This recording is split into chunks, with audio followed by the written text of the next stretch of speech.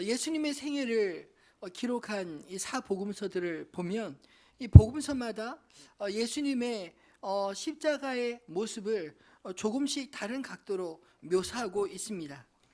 이 마태, 마가, 누가복음에는 사실 예수 그리스도의 십자가의 고통을, 그 십자가의 죽음에 대해서 아주 상세하게 디테일하게 그 희롱받으시며 죽으시는 그 모습이 부각된 것에 비해서 오늘 우리가 읽은 이 요한복음 13장부터 시작된 이 말씀에 예수님의 죽음을 기록한 이 본문을 보면 의외로 십자가의 죽음을 굉장히 단순하게 표현하고 있는 것을 느끼지 않습니까?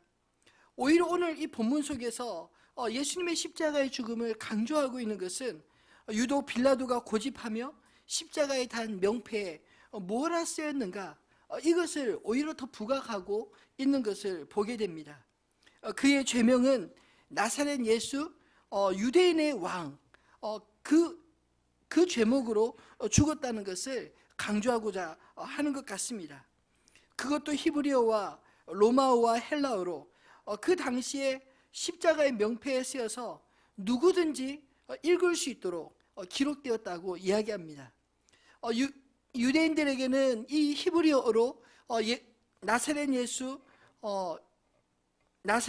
유대인의 왕이라고 쓰여진 글을 다 읽을 수 있었고, 그 당시에 점령군이었던 로마인들에게는 로마어로, 그리고 헬라어는 사실 그 당시 세계 공용어로서 모든 다른 민족의 사람들도 대부분 알고 있는 그 언어로 나사렛 예수 유대인의 왕으로서 그곳에서 죽었다, 이것을 모든 사람이 읽도록 했다라는 것입니다. 그렇다면 이 사도 요한이 십자가에 붙여 보았던 예수님은 어떤 분이었을까요? 그는 죄인으로 몰려 십자가를 지셨지만 결국 예수님은 히브리인의 왕이요, 로마인의 왕이요, 헬라인의 왕이시다, 이 점을 강조하기 위해 오늘 이 예수님의 십자가의 죽음 앞에 그 나사렛 예수 유대인의 왕, 이것을 부각하려 했던 것 아니었을까요?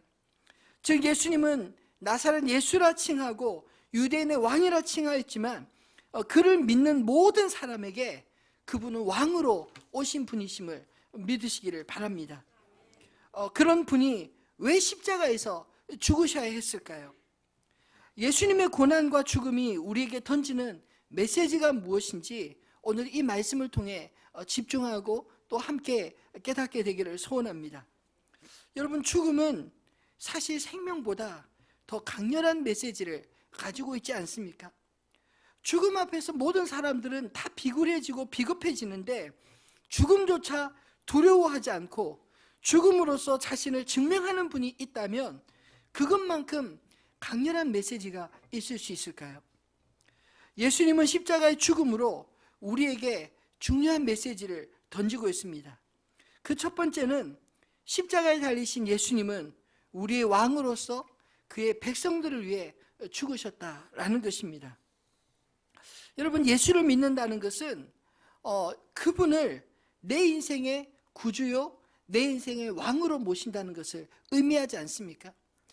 하나님의 임재 아래 우리가 살아간다, 이 의미는 하나님의 통치가 내 삶에 미친다, 이런 뜻입니다.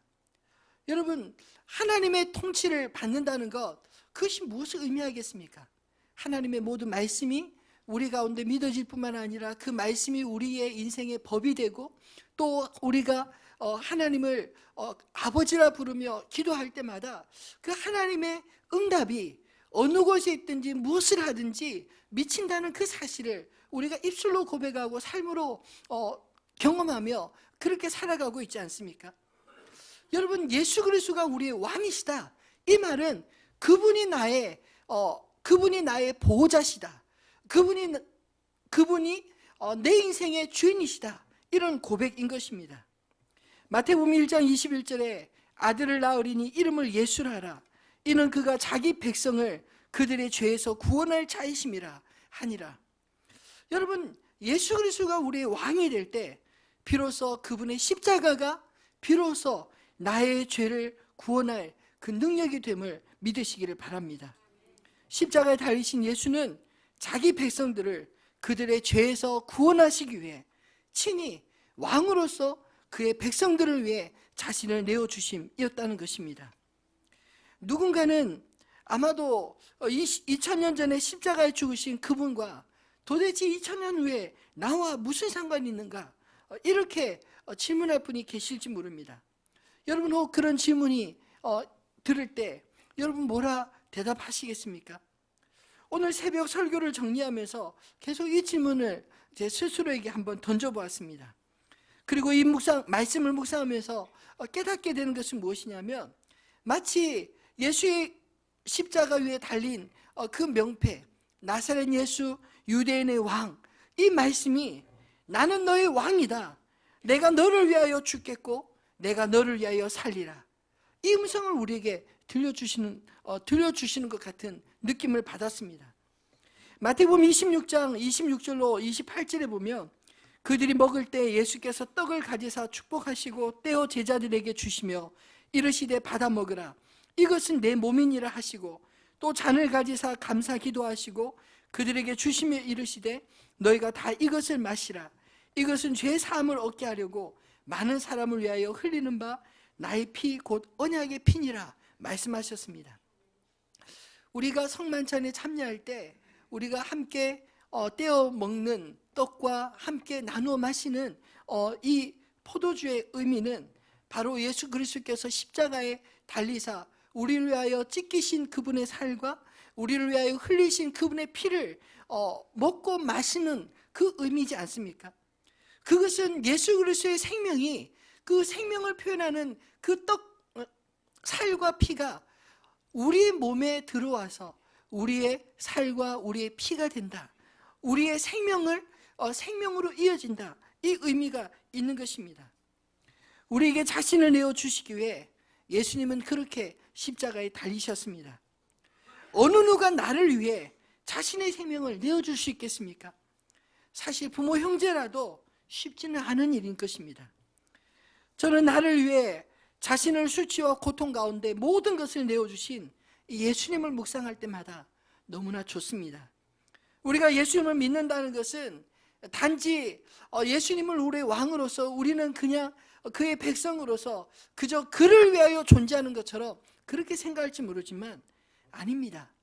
진정한 왕은 자기 백성을 위하여 자기 생명을 아낌없이 내어주는 왕이라는 것입니다.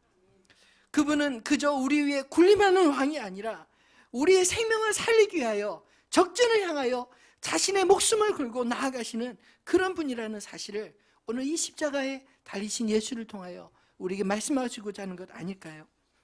여러분, 이런 예수를 믿으십니까?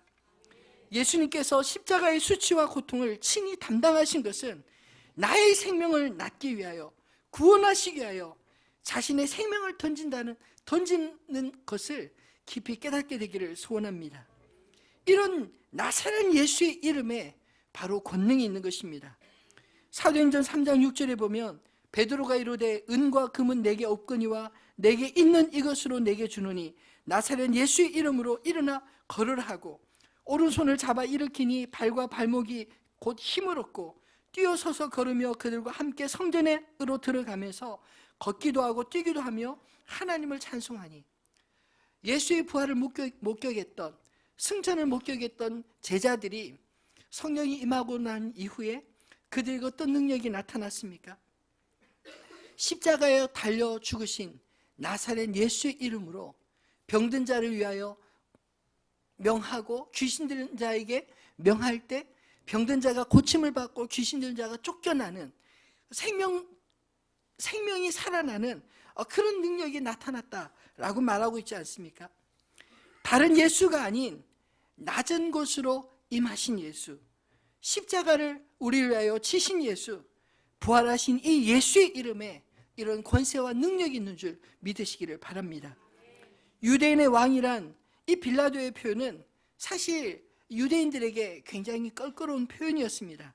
그래서 오늘 본문에도 대제사장들이 이 빌라도에게 왜 유대인의 왕이라고 쓰느냐, 그 유대인의 왕이라고 쓰지 말고 자칭 유대인의 왕이라 쓰라 이렇게 요구하지 않습니까? 그럼에도 불구하고 빌라도는 오히려 그 요구를 거절하며 나는 쓸대로 썼다라고 이야기합니다.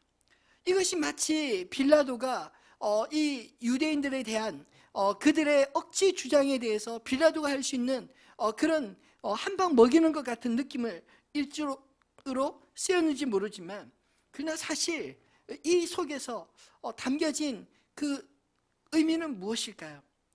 유대인들은 예수 그리스도를 거부했지만 하나님은 마지막까지 그들의 왕으로 그들의 죄악을 위하여 담당하시고 죽으셨다. 이것을 명패에 기록하심으로 분명하게 말씀하고자 하신 것이 아니겠습니까? 그분은 그 백성을 위하여 죽으신 왕이요, 그 백성을 위하여 다시 사신 왕이십니다.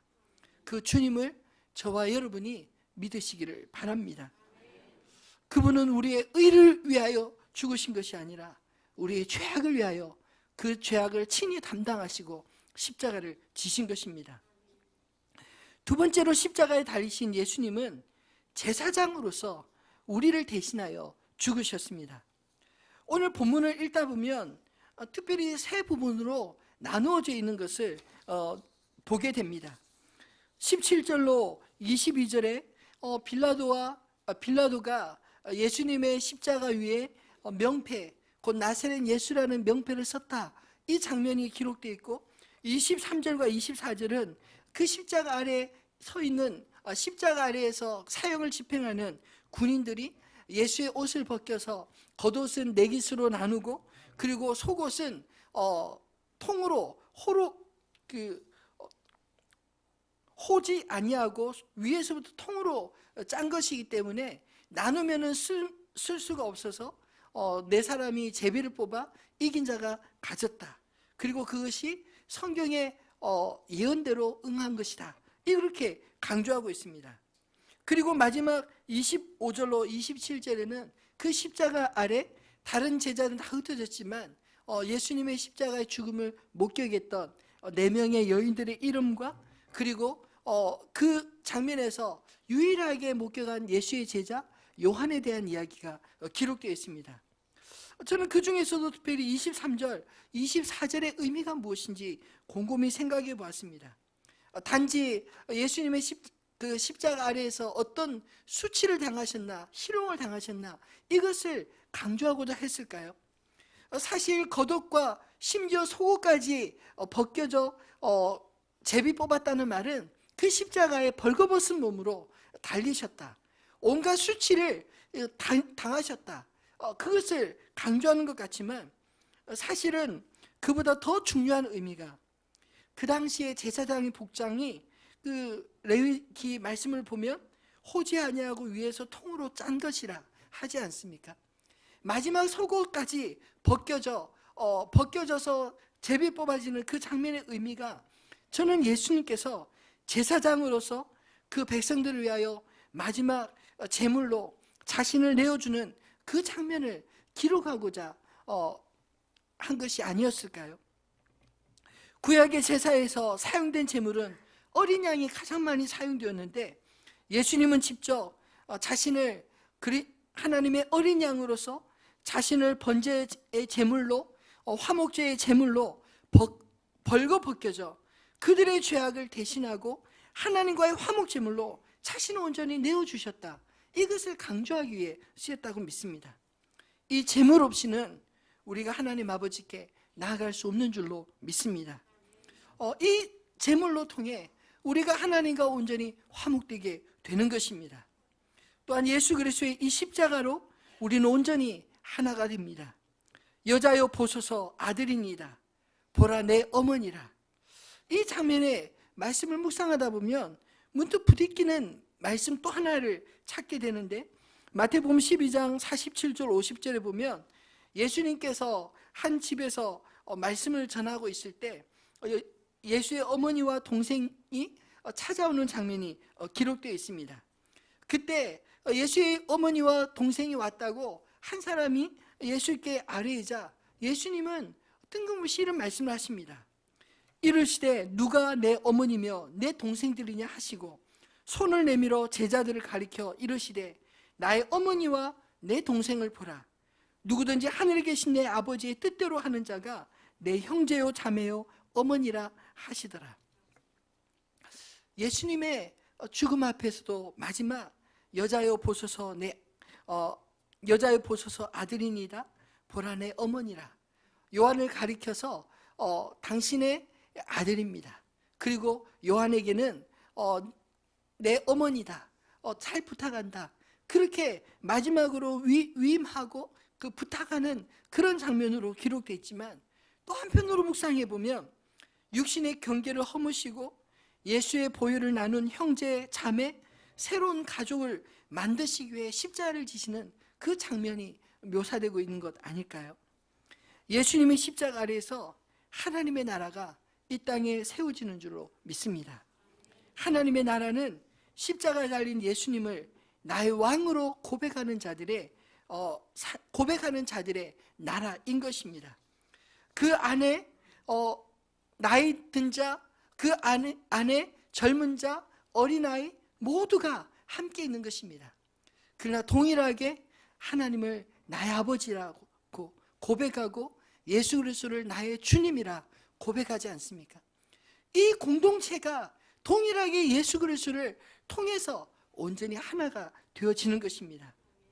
여러분, 예수 그리스도 안에서 우리가 온전히 하나 되는 그것이 이 십자가의 희생과 사랑을 맛볼 때, 그 사랑으로 구원받은 자들이 그 사랑 안에서 비로소 하나가 되어진 줄 믿습니다. 내 새 계명을 너에게 주노니 서로 사랑하라. 내가 너희를 사랑한 것 같이 너희도 서로 사랑하면 이로써 너희가 내 제자인 줄 알리라. 사랑하는 성도 여러분, 우리가 그리스도 예수 안에서 한 형제요 자매요, 그리고 그 사랑을 깊이 나눌 때 비로소 세상 사람들이 보기에 우리가 예수 그리스도의 제자됨을 알게 될 것이라는 이 사실을 기억하시기를 바랍니다. 말씀을 맺겠습니다. 고난주간 특별히 오늘 이 말씀을 묵상하며 우리의 신앙이 십자가 아래 머물지 않고 십자가를 통과하는 믿음의 소유자들 되시기를 소원합니다. 십자가를 통과한 자 비로소 부활의 영광을 누리게 될 줄로 믿습니다. 오늘 25절에 등장하는 내 여인의 이름을 여러분 주목해 보십시오. 군인들은 이런 일을 하고 예수의 십자가 곁에는 그 어머니와 이모와 글로바의 아내 마리아와 막달라 마리아가 섰는지라. 여러분, 마지막까지 함께한 이 여인들이 예수님의 부활을 하실 때 처음 목격한 여인들이 되지 않았습니까? 십자가 아래에서 그 처절한 죽음을 온전히 목격하고 장사 지내 그 동굴의 무덤에 묻히는 그 곳을 위치를 알아내고, 그리고 안식일날 예수의 죽음에 그 쓸 그런 몰약과 향품들을 모으고, 그리고 안식 후 첫날 이른 새벽에 그 무덤으로 갔던 여인들이 누구입니까?